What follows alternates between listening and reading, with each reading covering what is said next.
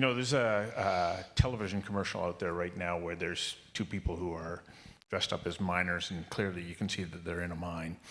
One miner says to the other, "Do these people realize they're sitting on a gold mine?" And the other person goes, "I don't know." "You're sitting on a gold mine." And the shot rises up to the house that's above them. There's a couple in the house, and clearly one person's listening to that. And she goes, "Did you hear that?"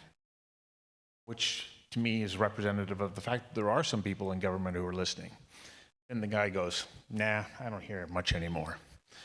How, and I'm using this as a way of introducing the idea, how important is it that we move towards having an all-of-government approach? You're having some success, but then you turn around and, as you point out, suddenly there's another branch of government that's not listening to what are the concerted efforts that are needed to be able to move the sector forward. Well, a great example of the left hand and the right hand not communicating is the PST. Right, you've got finance imposing that tax, and you've got the Ministry of Mining and Critical Minerals saying we need to promote mining, and the two ain't meeting in between. So, how important is a whole of government? I think it's very important. I mean, it's all about prioritizing and making decisions.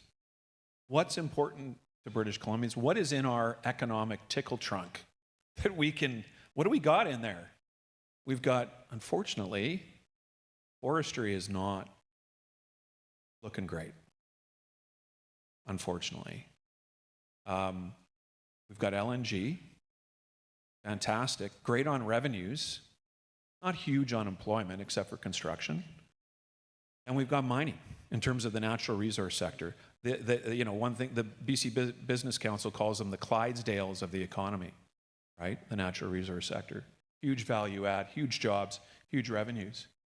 Right now, in the moment, we saw in the last election, October 2024, both the government and the opposition came out with very strong statements on we're going to speed up mine permitting. And the Minister Berrar's, the Minister of Mining and Critical Minerals, his mandate letter from Premier Eby was very explicit. Speed permitting. So we've seen progress. These things don't turn on a dime. The public service doesn't turn on a dime, that's for sure. So, we're there. We've got our foot on the pedal, and we're continuing to press for change.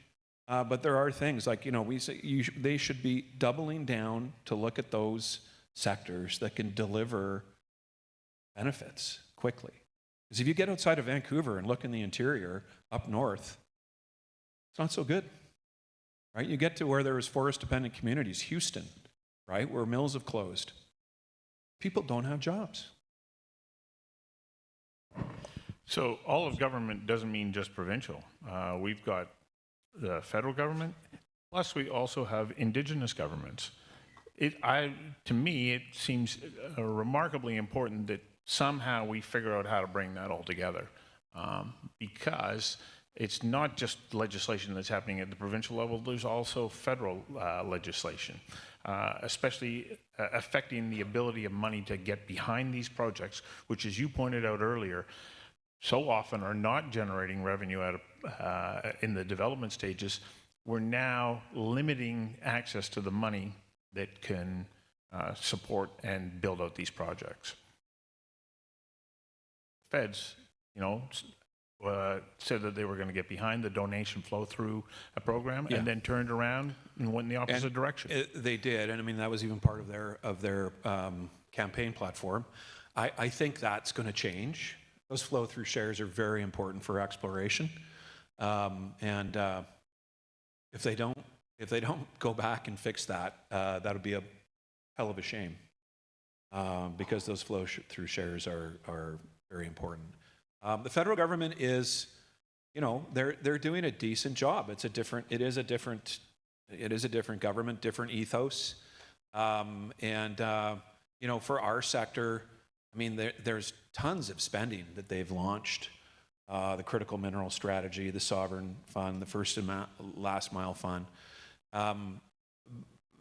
The big challenge, though, I mean, that's all great, But Section 92 is what really where the province owns that, and that's really the deal with regulating and permitting mines. So most of the emphasis is placed on the province. So we cannot avoid the topic of DRIPA. You touched on it in your presentation. And there is, of course, there's a growing spirit of people who are saying, just abolish DRIPA. And I don't think that that's practical. If we look at it, if we want to have positive relations with Indigenous nations throughout British Columbia and work together, to just abolish DRIPA doesn't appear to me to be necessarily the most prudent step. Well, we've had a number of discussions around our board table about this, and what's most important to BC's operating mines and smelters and development companies is the outcome. We need certainty, right? The whole thing has become politicized. There's a conservative leadership campaign. The government suffered a number of own goals on this file. We need certainty, and it's urgent, right? We need clarity, we need certainty. We have a big concern, the appeals court decision on Gitgala, which is DRIPA, and not to be conflated with the whole issue of Cowichan and fee simple land. It's, the judiciability of DRIPA, of that piece of legislation, is very worrisome, and we've yet to see really what that's going to do, but it's certainly, I'm sure, making a number of investors think twice. Well, I told you that I brought the Vancouver Sun because I opened it up this morning and it says, U.S. tribes demand say in major economic decisions. Just another way of adding another layer of uncertainty into where we're at. But as you pointed out, to the province's credit, they've moved on this quite quickly. Yeah, I mean, and this is something that I'm sure bothers a majority of British Columbians and a majority of First Nations in BC first.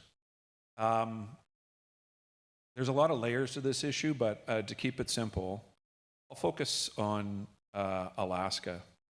There is a group of Alaskan tribes, SciTech, Southeast Alaskan Tribal Commission, and they have been for years saying that there's an issue with the rivers, et cetera. The state of Alaska itself has said the water's great, there's no problem. They don't let facts get in the way of a good story, one. But they have petitioned the courts to have a judicial review of mining permits in Northwest BC. And long story short, the province is actually, we're happy, quickly came to the fore on this and put in place some policy. And then they just made amendments to the Environmental Assessment Act, which basically says any nation outside of BC that is, wants to participate in an environmental assessment of a project, you can do that, but you're not going to be referred to as a participating Indigenous nation. You will not get PIN status. And that has a special recognition in our laws. And in other words, you'll be consulted, and it'll be two-way consultation, but you're not going to be able to say, we don't like this, stop, which is what those nations want to do. So now, when you add DRIPA onto that, that's a whole new level of uncertainty, right? That they'll be pointing to FPIC and that they should be accorded that. They don't have that in the state of Washington or in the US, but they're claiming that in BC, which, again, most British Columbians would find troubling. So in a recent interview between Carol Taylor and Mike DeYoung, Mike said, we don't just have uncertainty right now, we have confusion. And how troubling is that from your perspective? Investment hates uncertainty. we need investment. We're a small, open economy, depending on global trade. For our sector, any natural resource sector, we sell our commodities globally, and people can take their money to where they get a best return, or where there's certainty and predictability. And so this does not help us. This confusion does not help. What is your biggest concern right now over the next 3 to 4 months? Because we saw the Premier was going to move forward, going to bring about these amendments to DRIPA. He's been back and forth 5 or 6 times now, and I'm not entirely sure where we're going between now and the fall legislature. What is it that causes you concern about being able to hang on to any momentum that we have in the mining sector if we can't get through our issues related to DRIPA? You know, I will say, for companies that have been developing a mine and have built relationships with, the nations on whose land they're developing, they take a relationship focus, not a transactional focus. So they've built relations, they're building trust, and mutual trust. And so, what's going on up here with DRIPA, I think that individual nation and the mine, I think they can withstand what's going on in Victoria, right? We've been, like I said, our members have been building partnerships, impact benefit agreements, participation agreements, high levels of Indigenous employment. Recently, equity investment in mines. Well, that's not just going to wither away, right? So we're just going to keep our nose to the grindstone and keep doing that work, and keep pressing for government and the FNLC to get it together, and let's get some certainty. And I think everyone's going to have to put a little water in their wine. Well, we've seen this great progression towards working together with First Nations throughout the province, especially in mining. And as you pointed out, there's a tremendous horizon of opportunity. One of the issues that comes up is individual nations' capacity to absorb and address all of the applications that are coming their way so that we meet the obligations that we have. What responsibility does the sector have in helping those First Nations to increase their own capacity to go through the assessment process? Well, it's actually the Crown's obligation to do consultation. And, years ago, the Crown kind of started outsourcing that to companies, and that's fine. And every company provides capacity funding, and, we're partners, right? We have said to the province and the feds for years now, and this goes back to a whole of government focus. If you want to see advancements among nations and with industry so that we're a rising tide, you got to fund capacity building with nations, right? Even those nations that are highly sophisticated, like the Tahltan or Ktunaxa, it's still challenging, right? If you have a project application that's 30 feet high of binders, chiefs have other things to do, right? Other, more important pressing issues, water, addiction, poverty, et cetera, right? So let's provide that capacity funding so they have the governance, technical, and administrative ability to be on a level playing field with the proponent and with the Crown, and get things moving faster, right? One other element, of course, we've seen that we're moving forward with the northwest power line and other infrastructure. When it comes to the development of infrastructure, this really is a joint effort between industry and government, because without it, how are we going to be able to build out these complex, large and remote projects? The North Coast transmission line is a very important piece of electric infrastructure for Northwest British Columbia and for future mines for the Port of Prince Rupert and Sillicum's LNG project.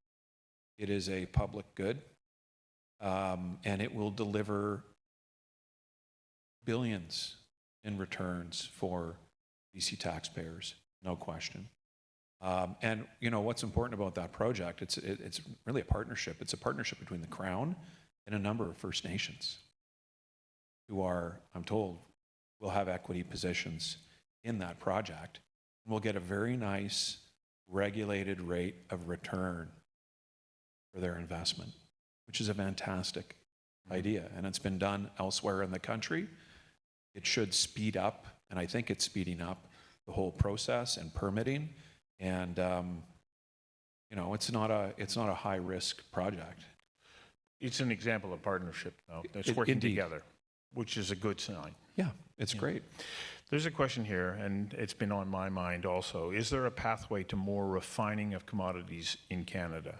Because we talk about extracting critical minerals, but do we have the capacity to be able to hang on to ownership of those, especially when we talk about the need to control critical minerals within the G7 buying group and also in North America? What do we need to do to be able to expand our ability to process the materials and resources that we're pulling out of the ground? It's a really good question. Yeah, the truth is that over the last 3 or 4 decades, Canada's processing capacity, our refining capacity, has been diminished. Same within the States. And where did it all go? It went to China. Where, you know, we talk about the G7 Buyers Club and these things that we're all doing. If we still, at the end of the day, are sending our critical minerals to China for processing, we haven't reduced our vulnerability at all, right? So that's one. 2 is we still have a fair amount of processing capacity here in BC. We have 2 fantastic world-class smelting and refining ops. Rio Tinto's aluminum smelter in Kitimat and Teck's lead zinc smelter in Trail, BC. And that smelter itself also has all sorts of great byproducts, germanium, tellurium, a few others I can't quite recall. But these are very valuable and very important. That smelter and Trail really has some great opportunity and capacity there for growth. The big question is in BC is copper, right? And the feds in BC issued a request for information 2 or 3 months ago. A lot of folks in industry provided some responses. The challenge is that in China right now and Korea and Japan, smelters are actually paying people to take their concentrate. There is a surplus of smelting capacity. So smelters are like, I'll pay you to take your concentrate just so they stay open and have some throughput. It's not a very healthy industry. So in BC, do you build a smelter here? Well, economically, it would stink. The economics are frankly terrible. And you'd be looking at, you would have to have government co-investment. In other words, call it a subsidy, and a big one every year.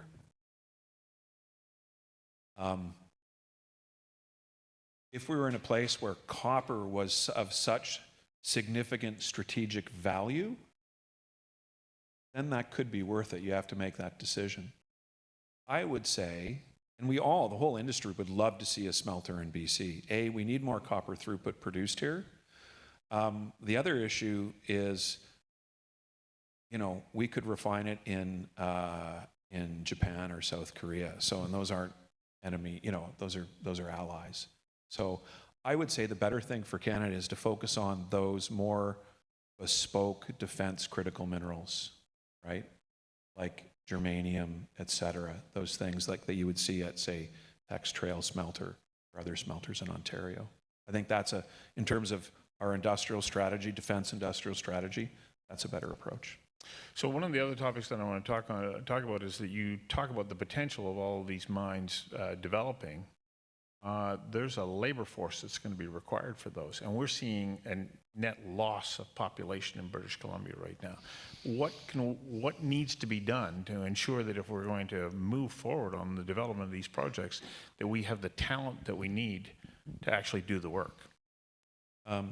Few things, and I apologize for that exceedingly long answer to your previous question. Two things. One is we need to focus on, this makes me feel like an old guy too, on younger generations. Really let Gen Y, et cetera, know what an exciting, fantastic, entrepreneurial, innovative business that mining is, right?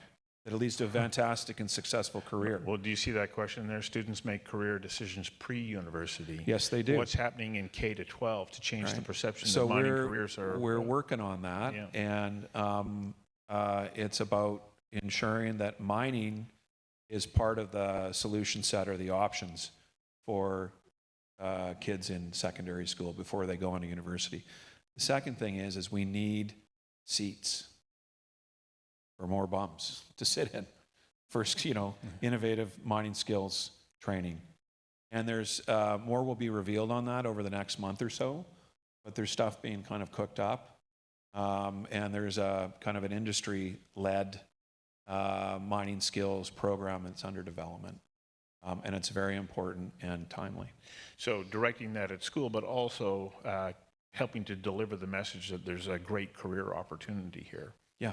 Because people talk about this over the dinner table. Parents talk to their children. Okay, last question here, and it says what keeps you up at night about U.S. government moves, but let's not limit it to just that in Kuzma. What keeps you up at night worrying about what we need to do next to continue this momentum that you so joyously brought to the podium when you took the stage? Well, the good thing is nothing keeps me up at night. I sleep well. Key concern. Honestly, outside of forestry in BC, our trade profile is such. Most of our mineral and metal exports into the U.S. are exempt, right?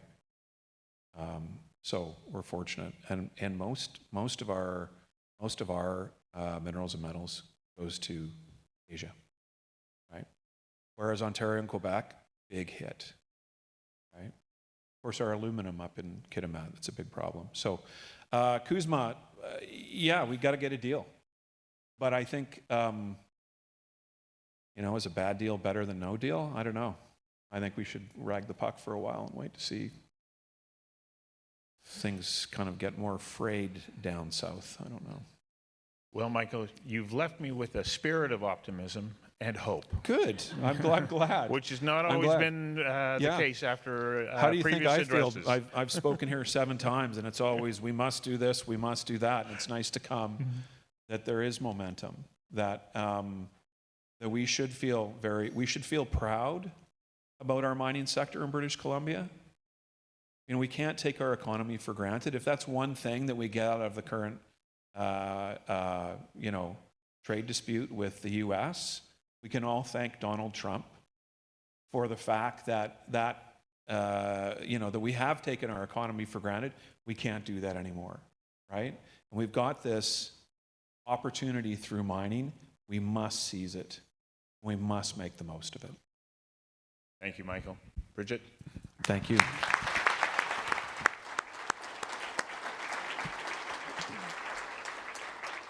Michael, Stuart, thanks so much for a great conversation. And Michael, I want to take a moment, 6, 7? There's COVID years in there, so they're kind of like dog years. You don't count them. But you have been such a stalwart and such an incredible voice for the sector, whether it's about regulatory reform or permitting.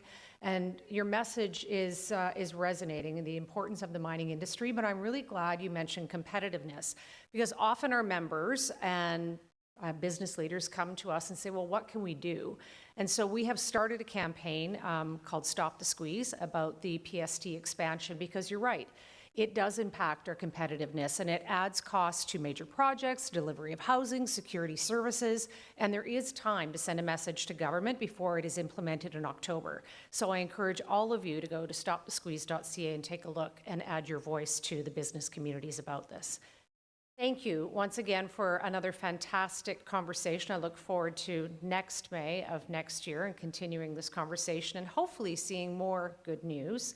Thank you to all of our sponsors for making today's event possible, and thank you to all of you for coming. Have a great afternoon.